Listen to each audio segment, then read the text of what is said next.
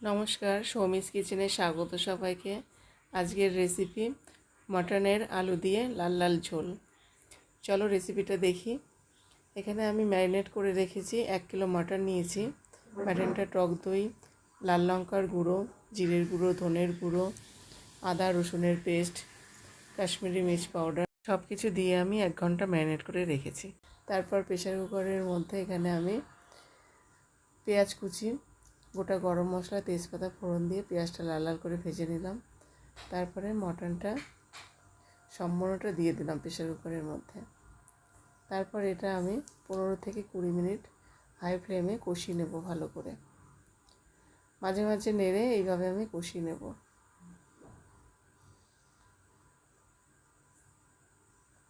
দেখো মটনের পিসগুলো medium size সব হয়েছে।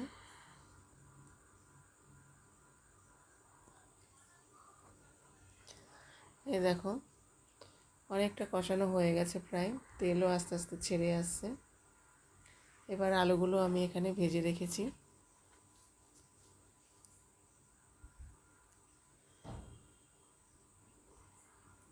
এই দেখো মটনের কালারটা দেখো, এরকম হবে।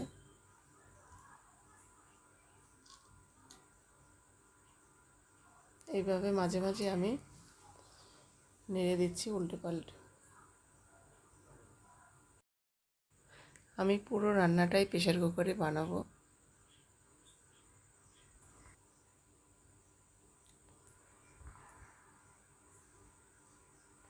এই দেখো এবার প্রায় কষানো হয়ে গেছে আমার মটনটা, 20 মিনিট হয়ে গেছে। তেলও পুরো সম্পূর্ণ ছেড়ে এসছে। এই দেখো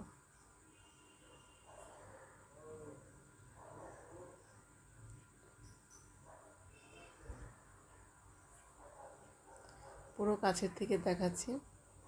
দেখো সম্পূর্ণ তেল ছেড়ে এসছে। এখন এখানে আমি উষ্ণ গরম জল দিয়ে দেব।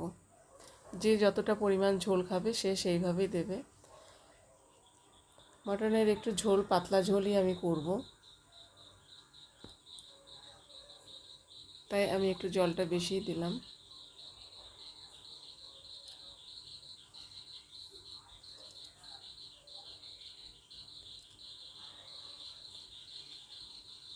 সবাই বলছে মটনের পাতলা ঝোল খাবে লাল লাল,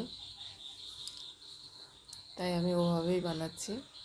এবার আমি পরিমাণ মতো নুন দিয়ে দিলাম। এবার দিয়ে আমি প্রেসারটাকে ঢেকে দেব। দিয়ে আমি এখানে 3টে সিটি দেব। 3টে সিটি দেওয়া হয়ে গেছে। তারপর আমি এখানে আলুগুলো ছিল সেগুলোও দিয়ে দিয়েছি। দিয়ে আমি আরও 2টো সিটি দিয়ে দেব, না হলে পুরো সিটিটা দিলে আলুগুলো পুরো একদম গলে যাবে। এই জন্য আমি মাঝে খুলে আমি আরও 2টো সিটি দিয়ে দিলাম।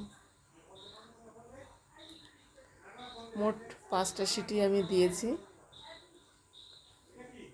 এই দেখো খাসির মাংসটা হয়ে গেছে আমার। ওখানে গরম মশলা দিয়ে দিয়েছিলাম, সার্ভ করেছি। এই দেখো এরকম হবে পাতলা লাল লাল ঝোল। দেখো কি সুন্দর কালার হয়েছে। তোমরাও বানিয়ে এভাবে খাবে। রেসিপিটা যদি ভালো লাগে লাইক করো, শেয়ার করো, কমেন্ট করো আর চ্যানেলটা সাবস্ক্রাইব করো। Thank you.